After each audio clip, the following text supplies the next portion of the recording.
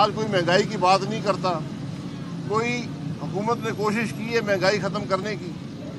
کوئی حکومت کی توجہ ہے کہ بے روزگاری ختم ہو. کوئی توجہ ہے کہ معیشت بہتر ہو. صرف توجہ یہ ہے کہ نیب چیئرمین کو کیسے مزید وقت دیا جائے.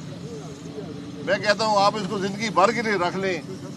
حقیقت یہ ہے کہ یہ آرڈیننس صرف نیب کے نظام کو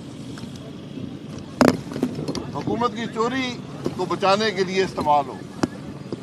یہ معاملات ہیں آج ملک کے مسائل بڑھتے جا رہے ہیں. ملک کی عوام کی تکالیف بڑھتی جا رہی ہیں. معیشت تباہ سے تباہ ہوتی جا رہی ہے. لیکن نہ وزیر اعظم کو پرواہ ہے نہ اس کے وزیروں کو پرواہ ہے.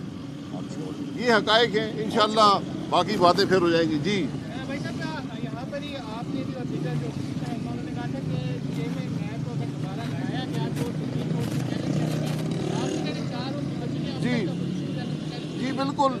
جمعے کی شام کو آرڈیننس آیا ہے. انشاءاللہ اس کو جو بھی کورٹ ہوا ہائی کورٹ اور سپریم کورٹ میں چیلنج کیا جائے گا اور اس کو سینٹ کے اندر بھی چیلنج کیا جائے گا. شاید صاحب سول اور ملٹری تعلقات کے اوپر بحث چھڑ پڑی ہے کہ ان کے تعلقات آپس میں یکساں ایک پیج پہ نہیں ہیں. کہ کس طرح دیکھ رہے ہیں؟ میں نے سنا تھا ایک پیج پہ ہیں. پتہ نہیں آپ کو بہتر پتہ ہے.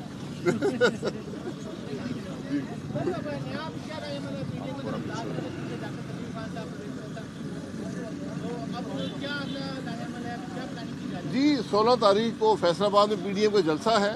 18 کو پی ڈی ایم کی سربراہی اجلاس ہوگا ایک ہفتے کے بعد اور اس میں آئندہ کے جو لائے عمل ہے پی ڈی ایم کا وہ طے کیا جائے گا.